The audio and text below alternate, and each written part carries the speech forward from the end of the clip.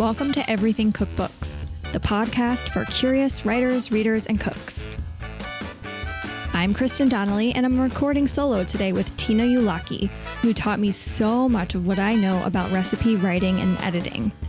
A well-written recipe might seem like an unassuming thing. When properly crafted, cooks should be able to follow it effortlessly without questioning it or themselves. Getting to that place, however, takes time and requires a zillion judgment calls. It also entails copious note-taking during the development and testing phases and extra thought while writing and editing.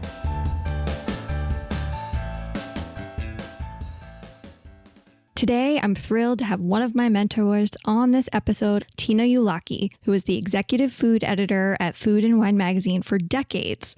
While at Food & Wine, Tina oversaw the test kitchen and read and scrutinized every recipe in the magazine. She also scouted products and traveled widely to identify emerging talent for editorial features and for the magazine's annual roundup of best new chefs. During the course of her career, she worked with cooks and chefs like Julia Child, Paula Wolfert, Jacques Pepin, Marcella Hazan, and so many others. She now brings her recipe expertise to the likes of the New York Times, The Kitchen, and many other publications.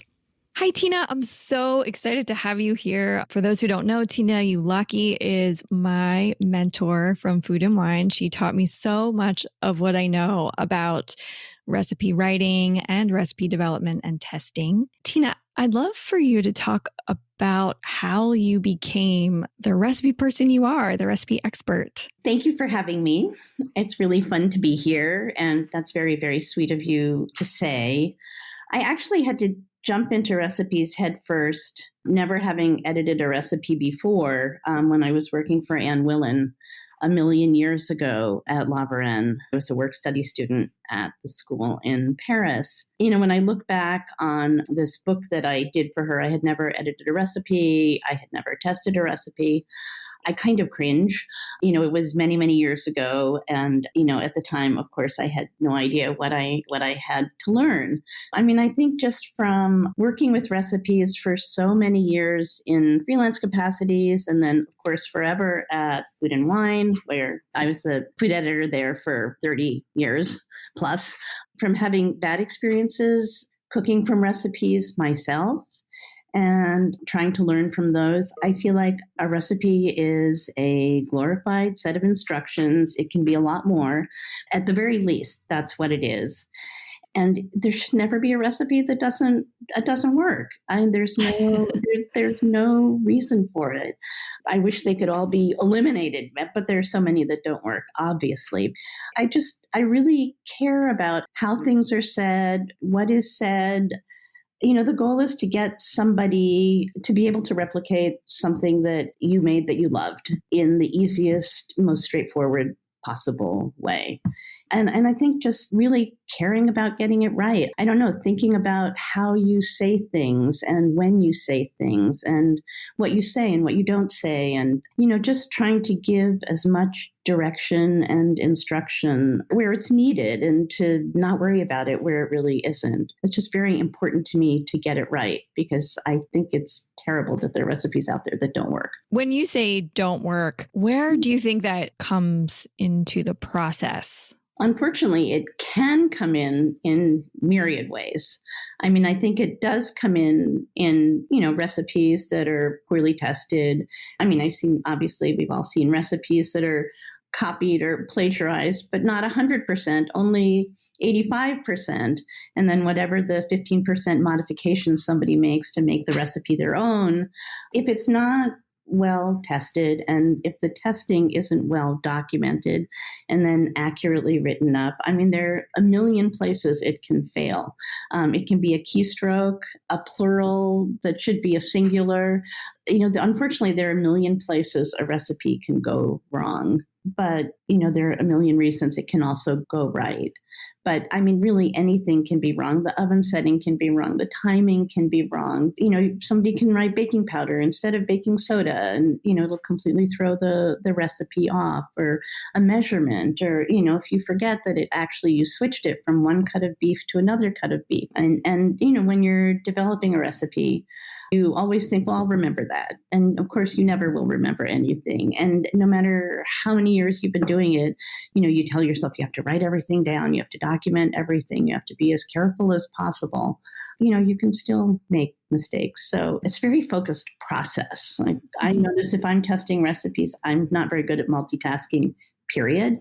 But if I'm, testing a recipe, I actually can't listen to music, and I certainly can't, be on my phone. I kind of have to be totally focused because there's so many things to watch out for. And you want to make sure that you're not only watching and doing, but you're also thinking about, how can I make this easier? How can I be clear? There are lots of ways to go wrong and lots of ways to go right. It's so different from cooking. If you're just cooking for the joy of cooking, I find recipe testing and recipe development so very different. The antithesis, it hardly resembles cooking. Cooking is as sort of freewheeling and liberating as recipe testing is constraining. And I am not one to like to follow rules or directions ever, but I'm very stringent with myself when I'm recipe testing or developing because you have to be. That's why I love testing for other people more than developing, because all I have to do is totally focus on what I've been given and just try to make it better. That's my only job. It's easier to test somebody else's recipe, I think, at the end of the day than it is even to develop your own. And if you do develop your own, you should have somebody else read it before you put it out in the world, just because, you can read it, I don't know how many times, but a fresh set of eyes always brings something good to the party. Yeah, it's funny because I remember when I was first starting at Food and Wine, and I would tell people, part of my job is editing recipes. And people were like, how do you edit a recipe? Like, I think everybody just thinks it's so straightforward, and they don't realize how many choices are going into writing of that recipe. And that's even, somebody can cook a recipe and explain it. Two people could explain it in totally different ways. Absolutely. I was cooking something yesterday and I was looking at the instructions, and the instructions said, just keep whisking. You'll see some cheese floating in the sauce, but, just keep whisking and it'll melt. And I'm like whisking and I'm thinking, well, the cheese will melt. And I do see the cheese, but it's not floating in the sauce in any way. So if I see floating in the sauce, I'm like, oh, is my sauce too thick? Should it be of a different consistency? So I was like, okay, let's just take out floating, and then everything is clearer. It's so easy to introduce something that's going to make somebody go, I wonder if I'm not getting where I'm supposed to be. There was another instance where there was a test for doneness and there was a time. Well, actually, the recipe reached whatever the visual test was in about 2 minutes, but the time given was 8 minutes. So it's like, well, do you try to shoot for the 8 minutes, or do you shoot for the visual test when there's that big a discrepancy? So, I said to the people I was working with, there's such a big discrepancy between when this happens and the time that's given. Maybe just give the time if that's what's important. And I'm always one for a double test, that you want a visual test and a time test. So, yes, it's always on a case-by-case basis. And I think it depends also on who your reader is. Absolutely. My husband is such a beginner cook, even still. And so I know there are things in recipes when I write them that he would not necessarily understand. But I'm like, well, he's not always the audience for the recipe I'm writing. But if he were, I would say it this way. How do you take that into consideration? That's a very good question. I mean, I think clarity trumps everything. So I don't think you can insult anybody by giving them a little bit more direction, depending on also what the space is, because online you can do as much as you want. In magazines, in books, there are real estate issues that you have to deal with. For instance, at Food and Wine, we had very, very limited space. So it was always a judgment call. How can we be as clear as possible? We don't have room to give these 3 options. So which is the best? Or, how can we maximize clarity in the space that we have? Whereas, if you don't have those space constraints, you can be a little bit more freewheeling. Mm-hmm. But as far as the audience, obviously, if it's a chef's cookbook and there are technical things, you have to go through the technical, and, the technical language is fine. But, if it's a general interest cookbook or, recipes for the public at large, you just want to be as clear as possible. Yeah. I feel like a lot of stuff is done to avoid a scale because not a lot of home cooks in the US have scales. Fix that. I know. I agree. How do you feel about looser measurements? A handful of this or something, which I love it. I think anywhere where it matters, it's really, really important to be absolutely clear and specific. And then where it really doesn't matter, of course, now I get agita if it says 1 carrot. Like, is it a big carrot or a small carrot or a medium carrot? And what is a medium carrot? But at the end of the day, if you're making stock or a soup or a stew or whatever, does it matter really? No, it doesn't. Yeah. But I think we've gotten very used to, specifics. But I was just testing some foreign recipes.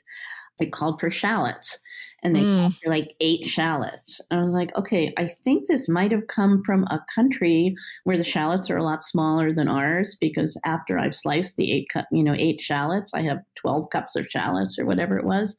Also things like a bunch. People always call for a bunch of kale.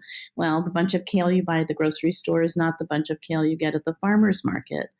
No matter how specific you are in a recipe, if you have 3 people standing side by side cooking the exact same recipe, you will get 3 takes on the same dish. Mm-hmm. Maybe if everybody's baking a pumpkin bread, it'll be similar. But if you have, a bunch of ingredients that you have to pull together, and it depends on the size of your chicken leg or the size of, whatever it is, everybody's hand is different, and the dish will be different, which is wonderful.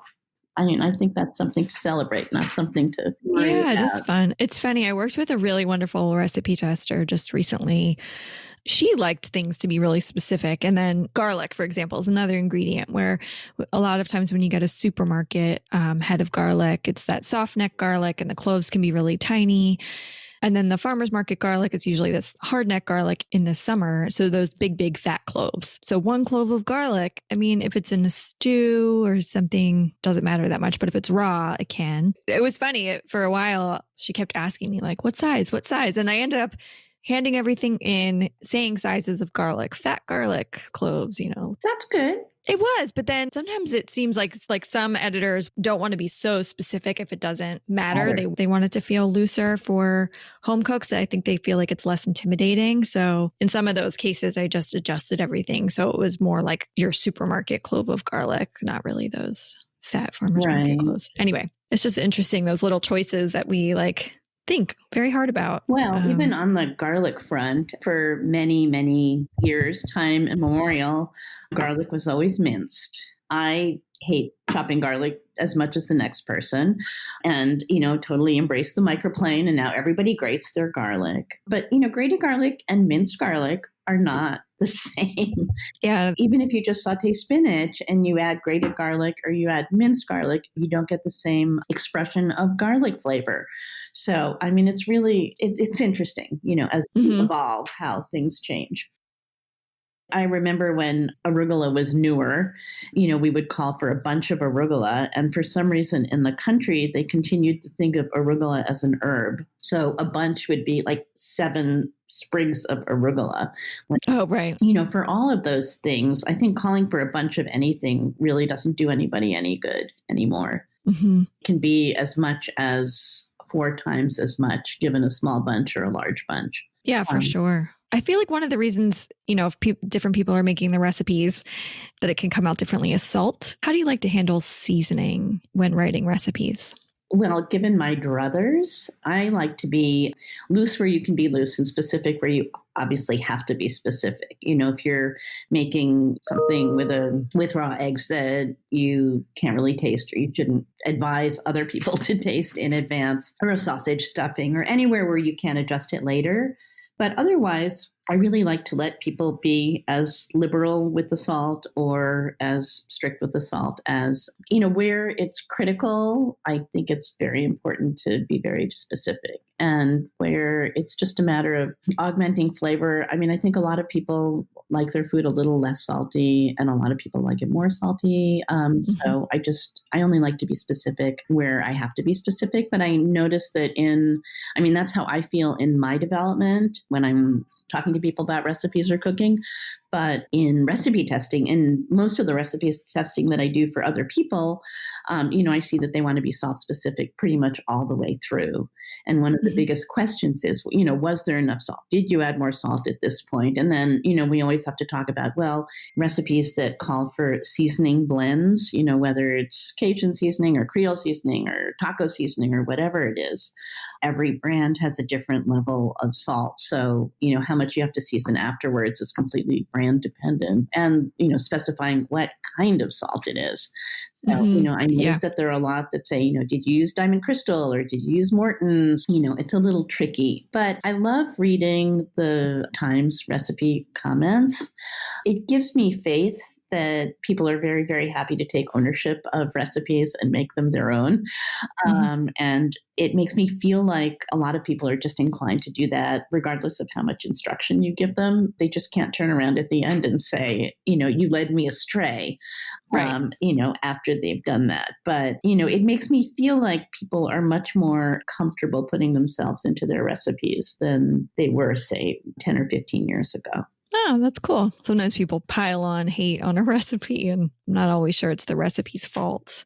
Well, we used to get a lot of calls like that at Food and Wine. And, back when we used to answer the calls when people would call and complain about recipes. And, by the time they finished telling you how they modified the recipe, you're like, well, I'm really sorry.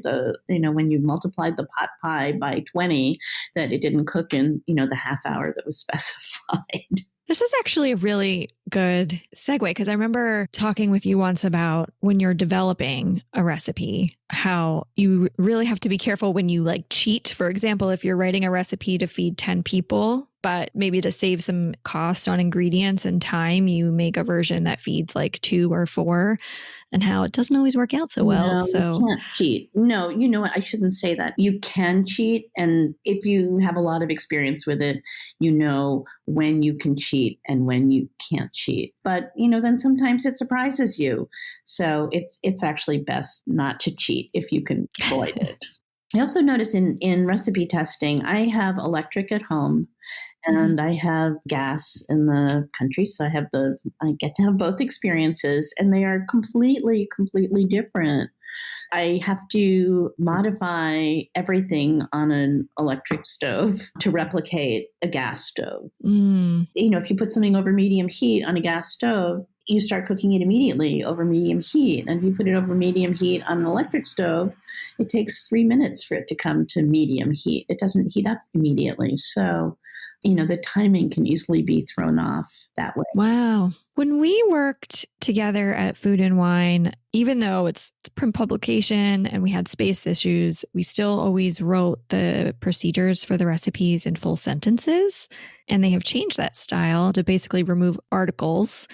Erratically, though. Right. That's the changes. Well, of course, I have problems with that because I feel like the easier it is to read something, the easier it will be to follow it. And since we speak in full sentences, I, of course, think recipes should be written in full sentences. But I feel like if you're going to take the articles out or, whatever kind of speech modifications you're going to make to change it from regular speech to whatever recipe speak you have determined for your publication, it should be consistent. And it isn't consistent in any of them. And it kind of drives me crazy, I have to say. This is how we talk. Why would we write instructions in a shorthand that makes it a little less understandable? And maybe it's just that I'm really old school. That's very, very possible.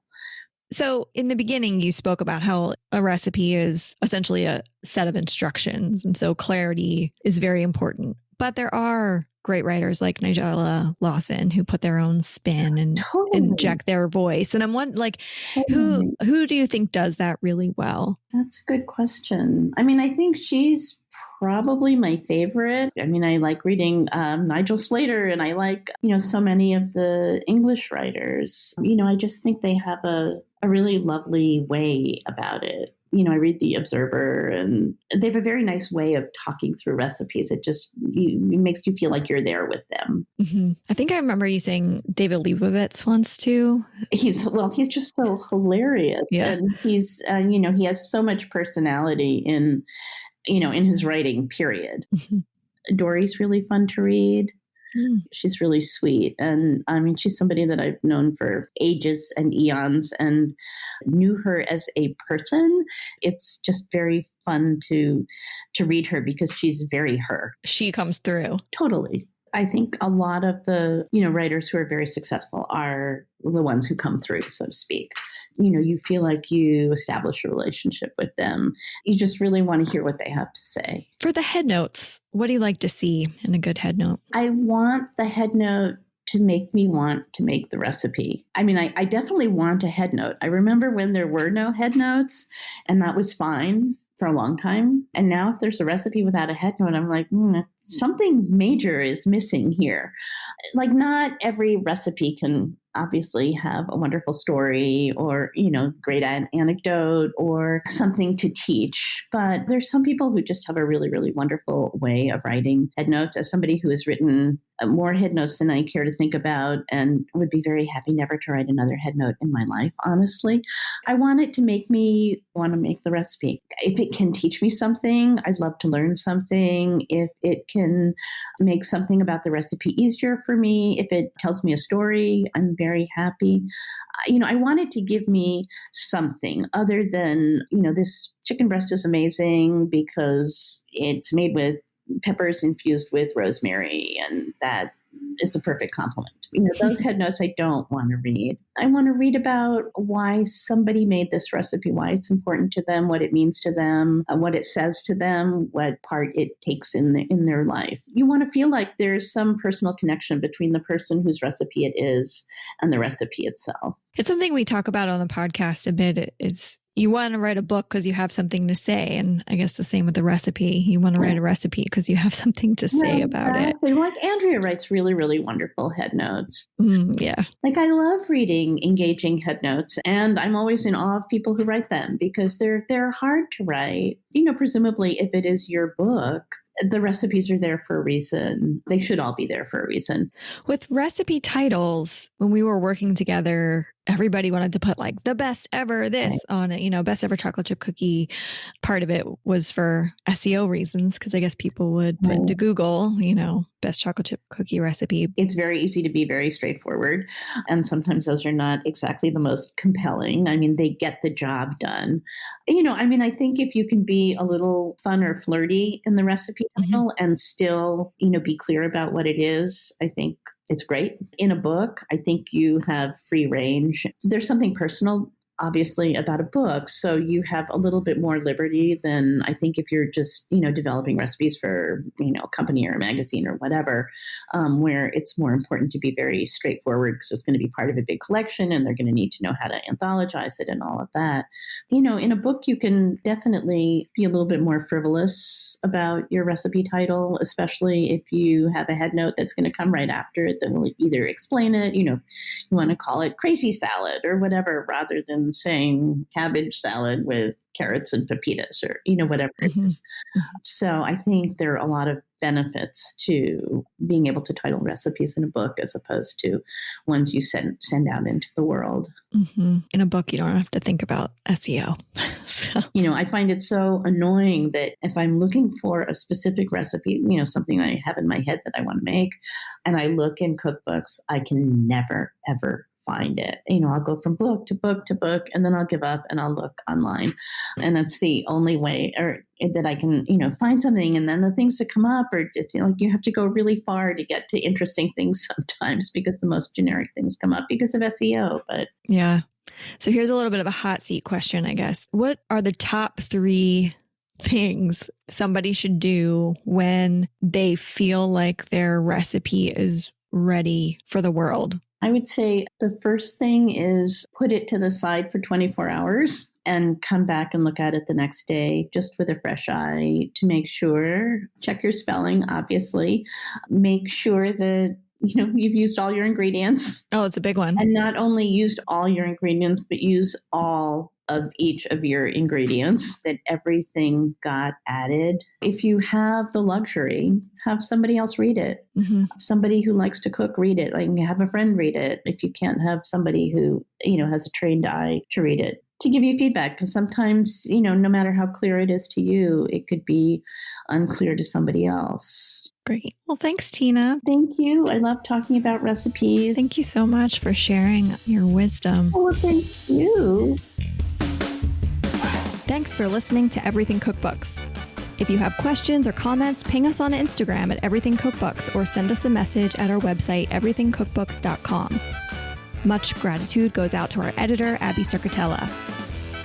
If you have a few seconds to spare, please leave a review on Apple Podcasts or wherever you listen to Everything Cookbooks, which will help more people find the show.